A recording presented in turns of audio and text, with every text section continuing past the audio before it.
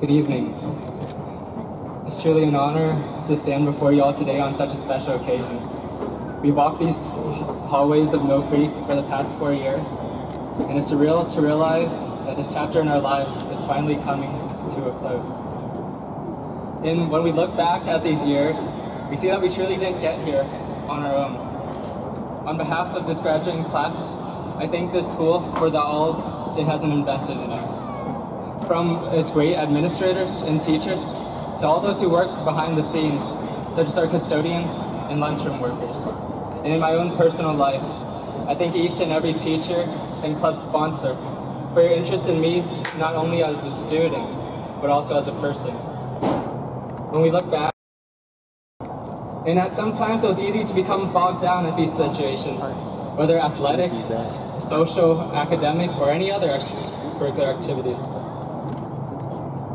And for me, sometimes in questioning, why was I doing certain things? I found honestly that I was just really doing it for myself, whether it's for a resume or to boost anything else in my life. But philosopher G.K. Chesterton once said, "Meaninglessness doesn't come from being weary of pain. Meaninglessness comes from being weary of pleasure. A pleasure, I believe, that is the result of just living for one's own self. And that results in emptiness in one's life. I believe that we as people are meant to live for more than ourselves, to recognize that we're placed around other people with the potential to make differences. And when we look at our lives to see who have been the people who have made those impacts inside our lives, we see it wasn't those who really gave us the most, but it's really those who gave in a loving way, that demonstrated how they lived for more than themselves. In my own personal life, what motivates me as a person is my faith and thankfulness to God for being the inspiration of my Christian faith and showing the epitome of love, humility, and sacrifice. I also thank all my family members and my friends. Thank you for your support, prayer, and encouragement, both in the lowest and highest points of my life. And to my immediate family, who have always demonstrated how to live for more than myself. To my father, Fo Kwang Lee, Dad, I thank you for being the leader of our family. Thank you for your support and taking every opportunity you could to pray for us and spend every moment you could with us, no matter how busy you got. To my mother, Kim Chi Lee, thank you, Mom, for the endless love that you have shown me and those around you. It inspires me to become a better person, and you have so much beauty that is on the outside and the inside. And to my sister, Tiffany Lee, thank you so much for having such a compassionate and innocent spirit. It encourages me to be a better person and those around you, as you have so many talents that you have been blessed with. You see, these 3 members of my family have been the ones who have shown me how to live for more than myself. And all of us have those loved members in our lives. And they've shown us how to do so by overcoming our pride and growing from our situations to forsake an empty life for the promise of a fulfilled one. Oftentimes, that first obstacle that we must overcome is simply our pride. Author C.S. Lewis once said, "Pride gets no pleasure out of having something, only having more of it than the next man." Graduates, we're so blessed to be part of this class that has accomplished so much. But we must realize that we don't rise so we can look down on others, but we rise so that we can help them up. It is pride in our lives that hinders us from relating to others and learning to love them, because we think that we're just too good. But when we look at our lives, at those who have made the strongest impacts, a lot of times they were more mature, more accomplished than us, but they humbled themselves just to relate to us. And that's the beauty of humility at times, that we learn to look beyond ourselves. It's a great thing when people look at us and compliment us on our talents and abilities. But it's an even greater thing when we learn to use those abilities and talents to make impacts on others. To understand that there's just so much more to life than ourselves. To learn to look beyond ourselves, beyond our own desires. Because our impact is not measured by how many people know our name, but how they have been affected by our lives, whether or not they even realize it. And when we have this mentality, that is when we learn to grow from our situations. I look at this audience and I see the proud and excited faces of graduates and their loved ones. But I also realize this time might just be an escape from the worries that you currently have. But please understand that the greatest growth often comes from the greatest pain. Grow so that you can learn to help others.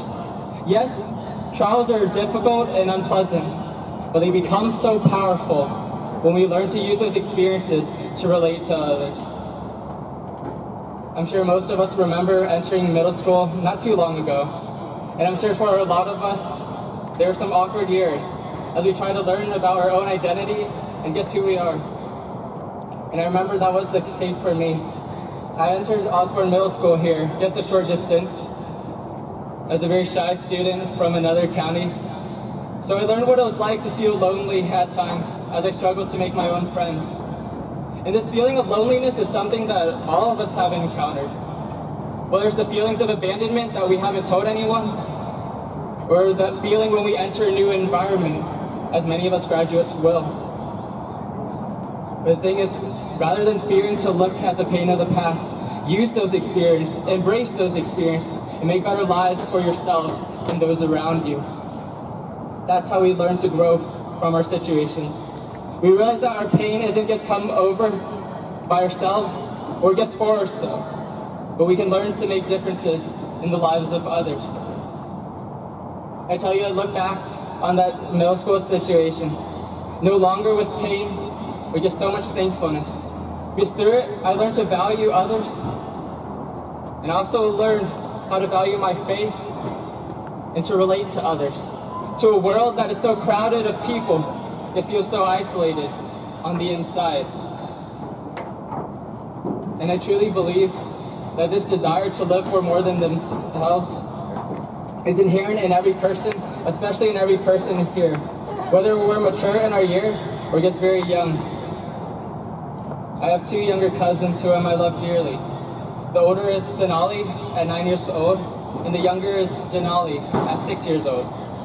You see, Sonali, like some of the students here, she already aspires to be a doctor. And like many of us here in these past 4 years, she's felt the weight of the academic course load, yes, even in elementary school. And so one day, just feeling very overwhelmed, very stressed, she asked her parents, you know, Mom and Dad, what's the point? What's the point if we just work, and we work, and we work, and then we get a job, and then we work, and we work, and we work, and then we die? That's pretty insightful, especially for a 9-year-old. She recognizes the futility of just living for ourselves, something that many of us fail to recognize oftentimes. And what would you say to her? What would we tell her? The answer is in living for more than ourselves. Can we say that we're excited to graduate tonight? We're even more excited about a future where there are opportunities to make differences in lives. Can we realize that we all have potential, no matter where we are in our lives? But the greatest potential oftentimes is to show hope to those who have none. You know, even though we're older, we're not too different from Sonali. She still has goals, as many of us do. And I know some people in here still hold on to those childhood goals. But as she has contemplated, what's the point if we are the only recipients of the benefits of our goals?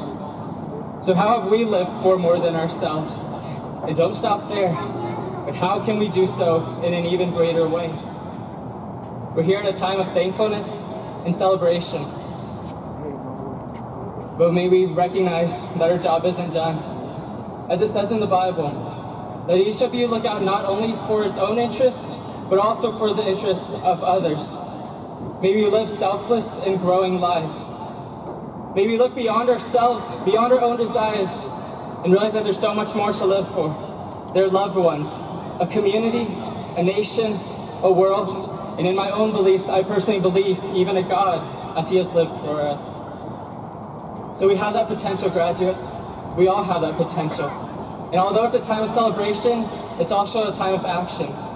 So thank you so much And once again, congratulations to this graduating class of 2014. God bless you all.